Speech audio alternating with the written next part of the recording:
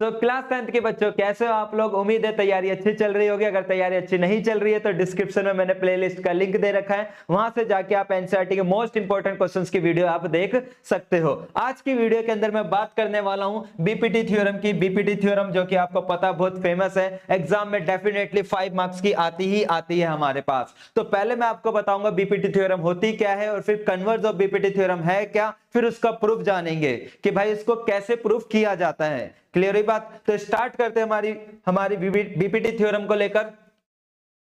तो देखो BPT theorem कहती क्या है कि इफ अ लाइन, एक लाइन जो है वो ड्रॉ करी जा रही है parallel to one side of a triangle, triangle की एक साइड के। अब हमको पता है भाई ट्रायंगल के अंदर कितनी साइड होती है, आप बोलोगे ट्रायंगल के अंदर 3 साइड होती है। कितनी साइड होती है? 3 साइड।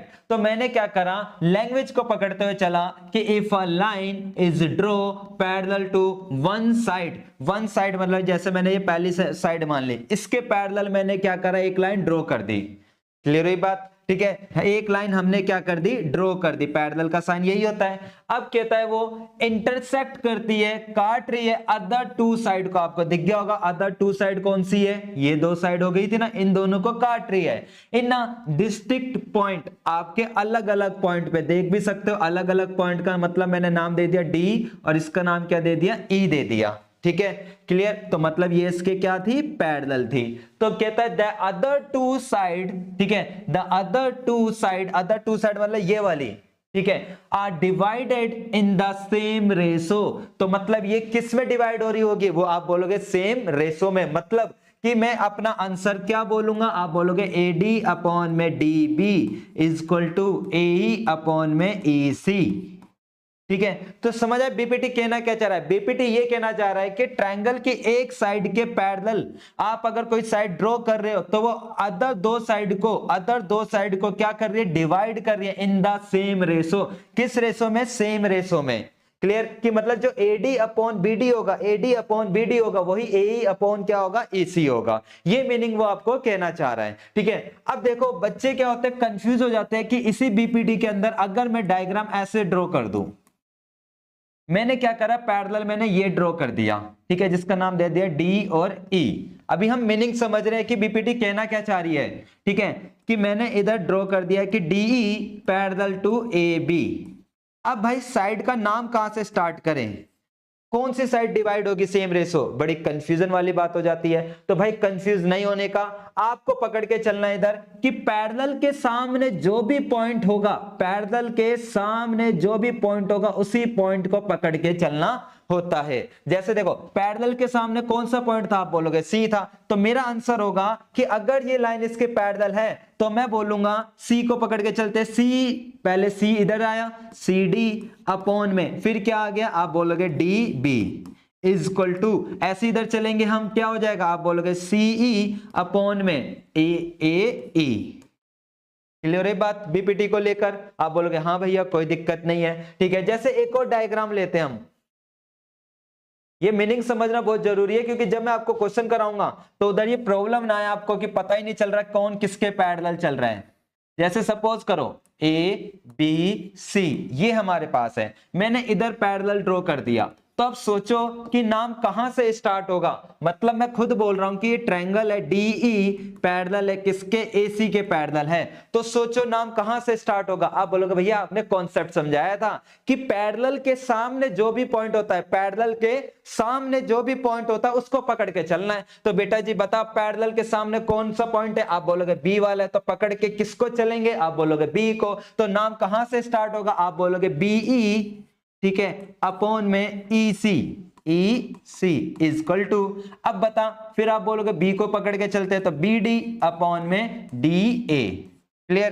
तो पहली बीपीटी थ्योरम का मतलब समझ आया कि बीपीटी थ्योरम क्या कह रही है कि ट्रायंगल की किसी साइड के पैरेलल अगर आप कोई लाइन ड्रॉ कर रहे हो तो वो डिवाइड कर रही है अदर टू साइड को इन द सेम रेशो। क्लियर हुई बात। और एग्जाम में क्वेश्चन ये लिखने के लिए भी आ सकता है कि ये पूरी लाइन लिखकर दिखाइए, कि इस पूरी लाइन को लिखेगा state the BPT theorem.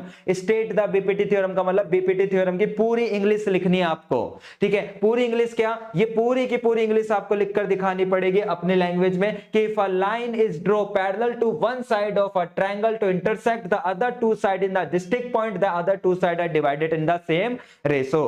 Clear. तो ये बीपीटी का मतलब समझ आया, बीपीटी है क्या। अभी प्रूफ जानेंगे, अभी वीडियो छोड़ के मत भागो, प्रूफ करना भी सिखाऊंगा।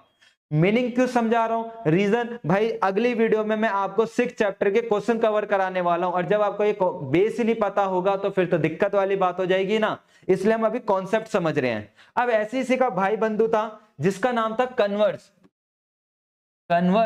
Of BPT. अब कन्वर्ज का ना कन्वर्ज क्या होता है भाई, कन्वर्ज का मतलब होता है उल्टा।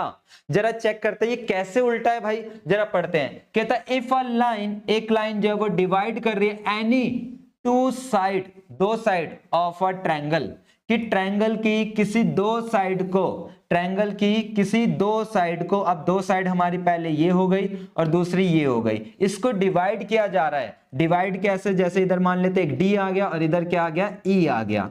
डिवाइड करा मैंने इसको, मैंने क्या करा, डिवाइड करा, मतलब A D upon D B लिखा इक्वल टू ए अपॉन में ई सी लिखा, डिवाइड कर दिया, ठीक है। तो कहता है देन द लाइन, यहां से जो भी मेरी लाइन आ रही है, ये वाली जो लाइन आ रही है, इस लाइन की बात कर रहा है, देन द लाइन, ये लाइन जो होगी, तब मैं अपना आंसर लिखूंगा देन, कि देन द लाइन, ये जो लाइन होगी ये मेरी पैरेलल होगी, किसके पैरेलल होगी, बी सी के पैरेलल होगी, ठीक है। क्लियर। तो इसलिए इस वाली बात को क्या बोला जाता है, कन्वर्ज ऑफ बीपीटी बोला जाता है। सिंपल भाषा में बात समझ आई आपको, क्लियर, कि बीपीटी थ्योरम क्या है, कन्वर्ज ऑफ बीपीटी क्या है हमारे पास। अब इसको जरा एक और बार ओवरव्यू देख लेते हैं कि अब देखो, अब शॉर्ट में समझ लेते हैं कि एक तरीके से बीपीटी थ्योरम होती क्या और कन्वर्ज ऑफ बीपीटी होती क्या है, जल्दी से, ताकि मेरे को जब मैं चैप्टर कराऊं तो आपको वहां प्रॉब्लम ना आए कि बीपीटी थ्योरम थी क्या। शॉर्ट में बता रहा हूं मैं, और कन्वर्ज ऑफ बीपीटी थी क्या हमारे पास, ठीक है। कन्वर्ज ऑफ बीपीटी होती क्या है, ठीक है, क्लियर। अब देखो, सबसे पहले आपको डायग्राम दे रखा होगा, क्योंकि जब क्वेश्चन कराया जाएगा तो यहां मीनिंग क्लियर होनी चाहिए आपको, ठीक है, और है ना। और इसमें खुद बोलेगा कि ये वाली जो लाइन है इसकी क्या है, पैरेलल है, खुद ही वो आपको दे के रखेगा गिवन डेट में, क्या देकर रखेगा कि जो हमारे पास DE है वो मेरी पैरेलल है BC के। समझ जाओ कि अगर कई क्वेश्चन में ये दे रखा है कोई ट्रायंगल है और वहां पे ये दे रखा है कि ये लाइन इसके पैरेलल है, तो समझ लो वहां एंट्री किसकी होगी, आपके आंसर में आप बोलोगे बीपीटी थ्योरम। बीपीटी क्या बोलती थी, अगर ये लाइन इसके पैरेलल है तो इसका नाम कहां से चलेगा, आप बोलोगे ए से। कहां से, ए से, क्योंकि पैरेलल के सामने जो भी हमारा पॉइंट होता है इक्वल टू ए अपॉन में ई सी। क्लियर। तो इसके पीछे रीजन क्या दोगे, आप बोलोगे ये रीजन जो होता है वो बीपीटी थ्योरम का रीजन होता है, लिख लोगे आप बीपीटी थ्योरम। अब ऐसे मैं बात करूं, ठीक है, शॉर्ट में है ये इस बार, कि जैसे डायग्राम है ए बी सी, ये डायग्राम है हमारे पास, यहां पर ये हमारे पास दो पॉइंट है डी और ई, और इसको डिवाइड कर रहे हैं इन द सेम रेशो। मतलब इस बार जो दे रखा है आपको गिवन डेट, वो ये दे रखा है कि जो मेरा एडी है, एडी के साथ क्या दे रखा है, डीबी, और इसके साथ एई के साथ क्या दे रखा है, आप बोलोगे ईसी दे रखा है। अब प्रूफ करने के लिए क्या बोलेगा, प्रूफ करने के लिए या आप अपना आंसर लिखोगे, अपना आंसर दोगे इसको, तो आंसर में ये बोलोगे कि जो आपका आंसर है डीई पैरेलल किसके होगी, बीसी के। डीई किसके पैरेलल होगी, बीसी के पैरेलल होगी। ये क्या होगा हमारा, converse of BPT, converse of BPT theorem. तो उम्मीद है कि पहले ही आपको मीनिंग क्लियर होगी कि बीपीटी होती क्या है और कन्वर्ज ऑफ बीपीटी होती क्या है। अब मैं प्रूफ कराने जा रहा हूं। प्रूफ कराने से पहले मैं आपका बेस रेडी कर देता हूं एक बार, कि जो थ्योरम में हमारे पास यूज होना है, ठीक है। जैसे कि ए बी और सी, ये था हमारे पास ट्रायंगल। मैं पूछता हूं बेटा जी एरिया बताओ कि एरिया ऑफ ट्रायंगल क्या होगा, एरिया ऑफ ट्रायंगल क्या होगा। आप बोलोगे भैया एरिया ऑफ ट्रायंगल का हमको फॉर्मूला पता है, क्या होता है, हाफ बेस इंटू हाइट, यही होता है, नहीं होता, ठीक है जी। अब देखो आप सबको पता होगा बेस कितना है, आप बोलोगे हाँ भैया बेस पता है, क्या है बेस, आप बोलोगे BC। मैं पूछूं हाइट कितनी है, आप बोलोगे AD। चलो यहां तक तो कोई दिक्कत नहीं थी, कोई कंफ्यूजन नहीं थी। लेकिन मैंने अगर डायग्राम एक और दिया आपको, ठीक है, एक और डायग्राम दिया जिसका नाम था ABC, ठीक है, और यहां से मैंने परपेंडिकुलर डाल दिया जिसका नाम था डी। क्या नाम था? डी था। क्लियर। अब मैं पूछता हूं एरिया ऑफ ट्रायंगल क्या होगा? एरिया ऑफ ट्रायंगल क्या होगा? एरिया ऑफ ट्रायंगल, ठीक है, बताइए। आप बोलोगे भैया फॉर्मूला तो हमको पता है, क्या होता है? हाफ बेस इंटू हाइट होता है। क्या होता है? बेस इंटू हाइट होता है। क्लियर। अब बता भाई बेस क्या होगा? ठीक है, आप बोलोगे, और सोचना कितने बच्चों ने ये चीज सोच रखी थी, कि कमेंट में बताना कितने बच्चों ने ये बात सोच रखी थी कि जो बेस है वो बीसी है। बेस क्या है? बीसी। तो बाबू इधर बेस बीसी नहीं होगा। इस बार जो बेस होगा ना, जो इस बार बेस होगा वो ए बी वो होगा। अब बोलोगे काहे? भैया बेस तो वो होता है ना जो ट्रायंगल जिस पे टिक रहा हो। अरे नहीं यार, बेस वो होता है जहां पे परपेंडिकुलर गिर रहा हो, जिस साइड पे परपेंडिकुलर गिर रहा है। जैसे परपेंडिकुलर थी, ये परपेंडिकुलर किस साइड पे गिर रही है? किस साइड पे गिर रही है परपेंडिकुलर? आप बोलोगे परपेंडिकुलर इधर गिर रही है, यहां पर गिर रही है परपेंडिकुलर। तो भाई जो बेस होगा ना वो ए बी होगा, और हाइट तो पता ही है जो 90 डिग्री का एंगल बनाती है। कॉन्सेप्ट क्लियरिटी आई कि भाई बेस होता क्या है आपके पास? ठीक है, कि भैया बेस वो होता है जहां पर 90 डिग्री गिरता है, चाहे ट्रायंगल कैसा भी हो। ठीक है, जैसे सपोज करो, ठीक है, एक और डायग्राम बना दिया मैंने, ए बी सी। मैंने इस बार बेस इधर, सॉरी इधर मैंने परपेंडिकुलर डाला। तो बताइए इस केस में बेस मेरा क्या होगा? ए बी होगा, ए सी होगा, या फिर बीसी होगा? आप बोलोगे भैया अभी आपने समझाया था कि बेस वो होता है जहां पे 90 डिग्री गिर रहा हो। तो 90 डिग्री इस वाली लाइन पे गिर रहा है, तो बेस मेरा एसी होगा, और जो मेरी हाइट होगी वो मेरी क्या होगी? बीडी होगी। कॉन्सेप्ट क्लियर हुआ? आप बोलोगे हाँ भैया जी, इसमें तो कोई दिक्कत नहीं है। अब इसी के अंदर मान लेते हैं यही डायग्राम था, एक और डायग्राम लेते हैं हम। ठीक है,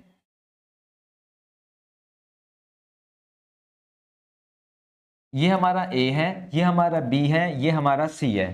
मैं पूछ रहा हूं भाई साहब इधर बेस बताओ, बेस क्या है? बस।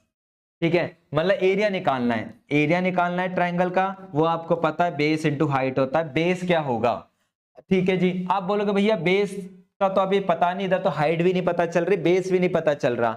ठीक है, तो भाई देख मैं बोलता हूं हाइट के लिए मैंने क्या करा, यहां से परपेंडिकुलर डाल दिया, क्योंकि परपेंडिकुलर तो हमेशा सीधा होता है, टेढ़ा तो नहीं होता। आप बोलोगे ठीक है जी। तो आप बोलोगे भैया हाइट तो पता चल गई, हाइट कितनी हो गई? ए बी हो गई। अब सोचो बेस कितना होगा, और कमेंट में बताना कितने बच्चों ने बेस ये सोच रखा था कि बेस इस सी डी हो जाएगा, बेस सीडी हो जाएगा। भाई बेस सीडी नहीं है, इधर इधर बेस क्या है हमारा? बीसी है। बेस क्या है इधर हमारा? बीसी होगा। क्या होगा? बीसी होगा, क्योंकि ट्रायंगल की साइड चाहिए होती है। तो चाहे 90 डिग्री ट्रायंगल के बाहर बन रहा हो या अंदर बन रहा हो, जिस पे भी गिर रहा हो, जिस लोकेशन पर गिर रहा हो, वही हमारा क्या कहलाता है? बेस कहलाता है। जैसे मैं एक और एग्जांपल देता हूं,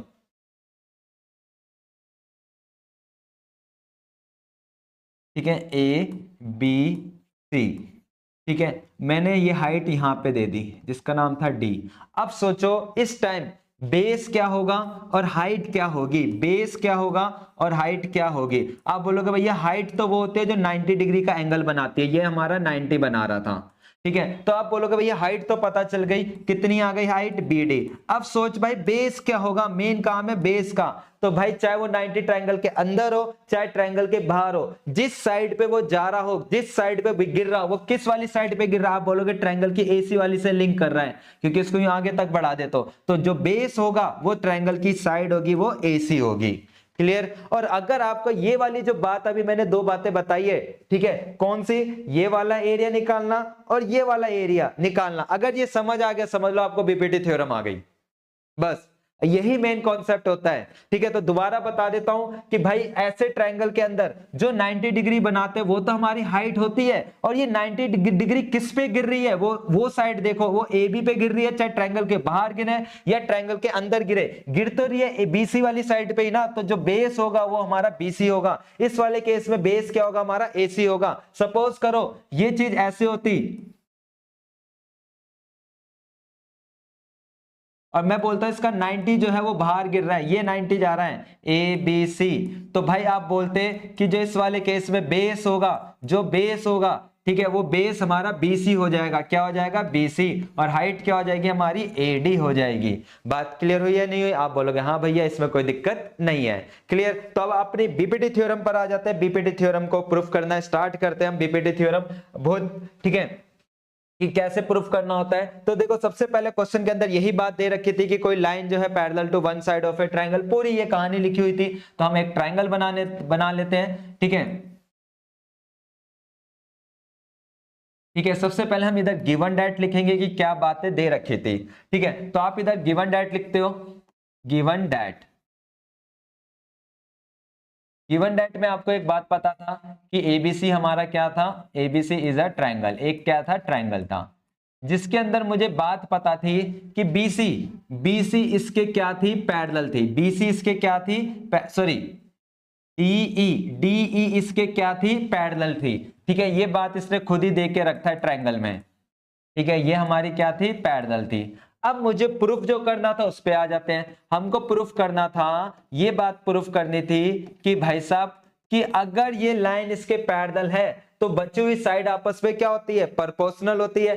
तो नाम कहां से स्टार्ट होगा, ये आप बोलोगे भैया आपने तो हमारा बेस रेडी कर दिया, मतलब ट्रायंगल वो पैरेलल के सामने जो साइड होती है वहां से नाम स्टार्ट होगा, मतलब AD अपॉन में DB is equal to AE upon में EC, यहां से नाम स्टार्ट हो रहा है। क्लियर हुई बात इधर, आप बोलोगे हाँ भैया जी। चलो जी, अब इसमें है ना छोटी सी कंस्ट्रक्शन करनी है, ठीक है। कंस्ट्रक्शन के लिए ध्यान रखना,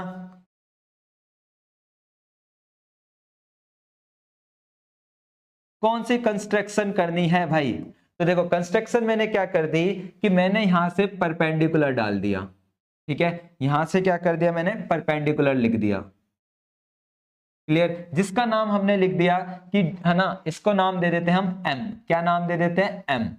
ठीक है, कि मैंने इधर लिखा DM जो है परपेंडिकुलर, उल्टा टी का मतलब क्या होता है, परपेंडिकुलर। किस पे परपेंडिकुलर है, आप बोलोगे AC पर। ठीक है जी, साथ के साथ जो D को है ये मैंने ज्वाइन करा, किसके साथ ज्वाइन करा, ज्वाइंट टू पॉइंट C से ज्वाइंट कर दिया। लो जी, मैंने इधर कर दिया। ठीक है, क्लियर। पहला काम हमको ये करना था, इधर पहला काम हमको ये करना था, ठीक है। अब ऐसे ही आप बोलोगे, आप मेरे से लड़ोगे, भैया एक बार बताओ, आपको डी से ही प्यार था परपेंडिकुलर डालने के लिए, ई से नहीं डाल सकते थे। तो मैं बोलूंगा भाई गुस्सा मत हो यार, ले तेरी बात का मान सम्मान रखते हुए हमने इसको परपेंडिकुलर कहां से डाल दिया, ई से भी परपेंडिकुलर कर देते हैं। ई से भी मैंने इसको परपेंडिकुलर कर दिया, ठीक है, जिसका नाम दे देते हैं हम एन। क्या नाम दे दिया हमने, एन दे दिया। कि मैंने इधर लिख दिया, ठीक है, कि ई एन ये भी मेरी परपेंडिकुलर है, किस पर है, ए बी पर। और फिर साथ के साथ मैंने ये भी लिख दिया कि ई को हम ज्वाइन कर रहे हैं, किस पॉइंट से ज्वाइन कर रहे हैं, टू पॉइंट बी से ज्वाइंट कर दिया। किससे ज्वाइंट कर दिया, बी से हमने इसको मिला दिया। ठीक है, कोई दिक्कत, आप बोलोगे नहीं है भैया जी दिक्कत, इतना तो कॉन्सेप्ट हमको क्लियर हो गया है। ठीक है, क्लियर। तो पहला काम हमको ये करना होता है, क्लियर। अब देखते हैं हमारे पास प्रूफ को लेकर के, प्रूफ करे तो करे कैसे। अब देखो प्रूफ में करना क्या है, पहले चेक करो AD आ कहां रही है, आप बोलोगे AD ये आ रही है, तो यहां से हम ये ट्रायंगल चोरी कर लेते हैं AD वाला। ठीक है, सबसे पहले मैंने AD ये थी तो AD वाला मैंने ट्रायंगल चोरी कर लिया। AD वाला ट्रायंगल पूरा बड़ा सा आ रहा है, ये हमने इधर चोरी कर लिया। ठीक है, क्लियर हुई बात। उसके अपोन में कौन आ रहा है, DB ढूंढ भाई कहां पर है, DB आ रहा है, DB वाला, D और B वाला ट्रायंगल हम चोरी कर लेते हैं। ठीक है, ऐसा कुछ था और इसको भी हमने मिला दिया था। ठीक है, इसको थोड़ा सा हम नीचे कर देते हैं हम। ठीक है, ठीक है, D और ये क्या था, E और ये क्या था हमारा, B था। क्लियर। अब भाई क्योंकि AD और DB चाहिए था, AD और BD चाहिए था नहीं चाहिए था, तो यही दो ट्रायंगल मैंने ऊपर से निकाल लिए। अब देख इसमें परपेंडिकुलर कहां कहां डाला गया था, आप बोलोगे इस वाले केस में यहां से परपेंडिकुलर था, जिसका नाम था हमारा यहाँ N था, और E से ही हमारा परपेंडिकुलर बाहर जा रहा था, ये भी क्या था हमारा N था। ठीक है, तो याद कर, अभी मैंने एरिया निकालना सिखाया था नहीं सिखाया था, आप बोलोगे हाँ भैया जी, तो लगा दे फॉर्मूला। ठीक है, डायरेक्टली कि एरिया ऑफ ट्रायंगल, पहले का ट्रायंगल का नाम क्या है, आप बोलोगे ADE है। अपोन में क्यों लिखा, क्योंकि साइड अपोन में चाहिए थी, तो एरिया ऑफ ट्रायंगल जिसका नाम क्या था, आप बोलोगे, ठीक है, BDE था। एरिया ऑफ ट्रायंगल का फॉर्मूला क्या होता है, आप बोलोगे हाफ बेस, इस बार बेस देख क्या होगा, डीई होगा या एडी होगा। बोलोगे भैया आपने अभी पीछे कॉन्सेप्ट रेडी करा था, पर बेस वो होता है जहां 90 डिग्री क्या होती है, गिरती है, 90 डिग्री गिरती है। तो किस साइड पे गिर रही है, आप बोलोगे एडी पर, तो एडी बेस हो गया। मैं पूछूं हाइट क्या होगी, आप बोलोगे जो 90 डिग्री का एंगल बनाती है, जो परपेंडिकुलर होती है, उसी को हम हाइट बोलते हैं। मैंने हाइट कर दिया, अपॉन में 1/2 इंटू, अब बेस इधर क्या होगा सोच। आप बोलोगे भैया बेस वो होता है जो 90 डिग्री गिर रहा होता है, चाहे वो ट्रायंगल के अंदर गिरे या ट्रायंगल के बाहर गिरे, चाहे वो अंदर गिरे या बाहर। तो भाई बेस क्या होगा, आप बोलोगे बेस हो जाएगा इस बार बीडी। और हाइट क्या होगी, हाइट होगी ई एन होगी। क्लियर हुई बात इधर, आप बोलोगे हाँ भैया जी कोई दिक्कत नहीं है इधर। अब कुछ नहीं करना चाहिए, जो कट रहा था वो हमने काट दिया, ऐसे ई एन से ई एन कट गया। अब बचा क्या, तो आपने इधर लिख दिया कि जो एरिया था, कि एरिया ऑफ ट्रायंगल था ए डी ई अपॉन में area of triangle B D E equal to क्या था, आप बोलोगे ए डी अपॉन में बी डी। और ये मेरी क्या बन गई, आप बोलोगे ये बन गई हमारी इक्वेशन नंबर 1। कौन सी इक्वेशन हो गई, इक्वेशन नंबर 1 हो गई। कोई कंफ्यूजन, आप बोलोगे नहीं। तो अब बोलते हो भैया जो काम आपने यहां किया वो काम तो इसके साथ भी कर सकते थे, नहीं कर सकते थे। तो स्टार्ट हो जाते हैं हम इसके साथ करना। अगर मैं इसके साथ करता हूं तो ध्यान देना, इसके साथ करते हैं हम, ठीक है। तो हम इसके साथ अगले पेज पे काम कर रहे हैं। तो ध्यान दो, मेरे को क्या चाहिए था, ए, क्या चाहिए था, ए ढूंढ कहां पर है, ये रही ए। तो ए हमको दिखा, ए के साथ जो ट्रायंगल आ रहा था वो यही आ रहा था। चेक कर सकते हो आप पूरा डी के साथ, ए के साथ जो ट्रायंगल आ रहा था, ए के साथ जो ट्रायंगल आ रहा था, आप बोलोगे भैया ए के साथ जो ट्रायंगल आ रहा है वो हमको दिख गया। कौन सा ट्रायंगल आ रहा है, आप बोलोगे ये वाला। यही के चक्कर में यही ट्रायंगल आ रहा है, नहीं आ रहा, आप बोलोगे हाँ भैया यही ट्रायंगल आ रहा है, ठीक है जी। अब दूसरा चेक कर भाई, इधर दूसरा केस चेक कर, कि दूसरा केस चेक करते हैं हम, कि दूसरे केस में इधर क्या कह रहा है, इधर ए के साथ क्या चाहिए, ईसी। ईसी कहां थी, ये रही, ईसी कहां थी, ये रही। तो ईसी के केस में चेक करते हैं जरा, ईसी के केस में कौन सा ट्रायंगल आ रहा है हमारे पास। ईसी के केस में आप बोलोगे ये वाला ट्रायंगल आ रहा है, निकल कर नीचे वाला आ रहा है, नहीं आ रहा, इसी के साथ यही ट्रायंगल है हमारे पास, ठीक है। तो हमने क्या करा, अगली बार इसी के केस में ट्रायंगल बना दिया ये वाला, ठीक है, क्लियर। तो अगले पेज पे हम इसी के साथ ट्रायंगल बना देते हैं, ऐसा ही कुछ था, ठीक है, ई सी। और इधर क्या नाम था, आप बोलोगे इधर नाम था हमारा डी था, क्या नाम था, डी था, क्लियर। अब परपेंडिकुलर तो यहीं से ही जा रहा है हमारे पास, ठीक है, ये हमने परपेंडिकुलर इधर डाल दिया, क्योंकि भाई परपेंडिकुलर देखना ए ही चाहिए, तो परपेंडिकुलर हमारा डीएम ही होगा, ठीक है, कौन होगा, डीएम होगा। और ये हमारा डीएम, सेम कहानी, डीएम परपेंडिकुलर हमारा यहाँ पर है, तो लगा देते हैं, दो एरिया दिख गए। तो आपने इधर फुर्ती में लिख दिया कि भैया जी एरिया ऑफ ट्रायंगल जो होता है, जिसका नाम है ए डी ई अपॉन में area of triangle, area of triangle जिसका नाम क्या है, आप बोलोगे डी ई सी। फॉर्मूला होता है हाफ बेस इंटू हाइट। तो आपको पता होगा बेस क्या होता है, आप बोलोगे भैया जिसपे 90 डिग्री गिरता है वो हमारा बेस कहलाता है। तो 90 कहां गिर रहा है, आप बोलोगे ए पर, तो ए हमारा बेस हो गया। मैं पूछूं हाइट क्या होगी, तो आप बोलोगे डीएम हमारी हाइट हो जाती है, अपॉन में हाफ, ठीक है। इधर बेस क्या होगा, आप बोलोगे भैया चाहे ट्रायंगल के बाहर 90 गिरे या अंदर गिरे, बेस तो वही रहेगा जिस साइड पे वो जा रहा है। और ये क्या होगी, परपेंडिकुलर हाइट जो है वो डीएम होगी। हाफ से हाफ कट गया, डीएम से डीएम कट गया। अब बचा क्या, वो आपने लिख दिया कि बचा क्या, आप बोलोगे एरिया ऑफ ट्रायंगल बचा। क्या बचा, area of triangle A D E upon में एरिया ऑफ ट्रायंगल बचा, ठीक है, एरिया ऑफ ट्रायंगल बचा DEC, और जो कि हमारा क्या आ गया, AE अपॉन में EC आ गया, ठीक है। ये बन गई हमारी इक्वेशन 2। अब बच्चा इतना करने के बाद है ना डायरेक्टली लिख देता है इक्वेशन 1 और इक्वेशन 2 से ये आपस में प्रूफ हो गया, और भाई 5 में से यही तुम्हारे नंबर कट गए।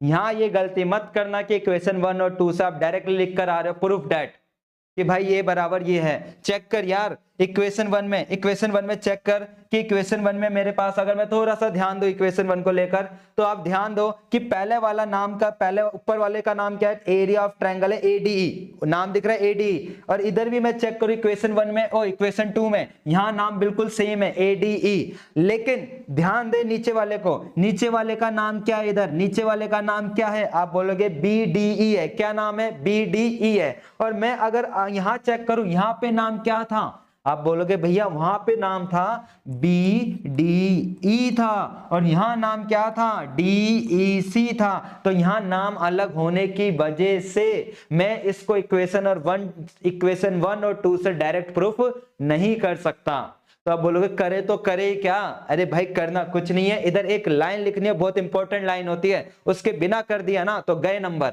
इंपॉर्टेंट लाइन क्या होती है, आप लिखोगे यहां पर इंपॉर्टेंट लाइन कि same base and same parallel. अभी ये मीनिंग समझाऊंगा, and same parallel, same base same parallel. अगर बेस भी सेम हो और पैरेलल भी सेम हो तो ये दो अलग अलग नाम थे, इनका जो एरिया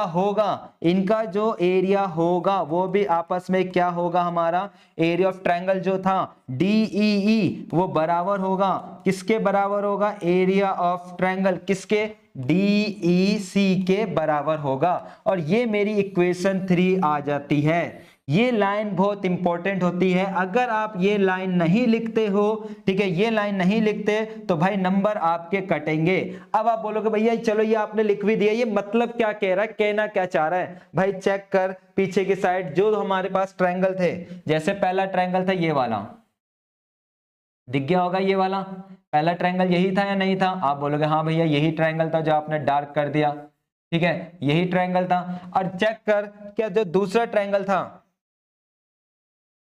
जो हमारा दूसरा ट्रायंगल था, ठीक है दूसरा ट्रायंगल कौन सा था, ये वाला।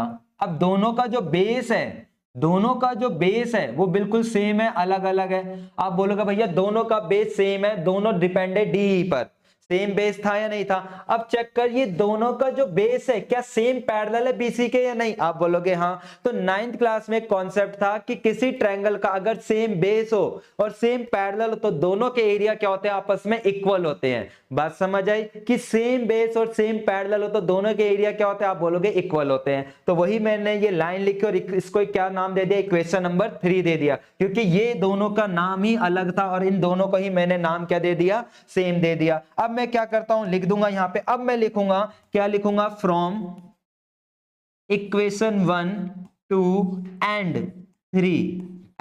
3 तीसरी वाली से, क्योंकि तीसरी वाली में भी, क्योंकि मैं इसकी जगह नाम चेंज कर सकता था, 1 2 3 की वजह से जो मेरे को प्रूफ करना था, क्या प्रूफ करना था, इधर AD अपॉन BD, ठीक है AD अपॉन BD वो मेरा बराबर होगा, किसके बराबर आ जाएगा, AE अपॉन में EC। और यही बात हमको प्रूफ करनी थी, तो इति सिद्धम।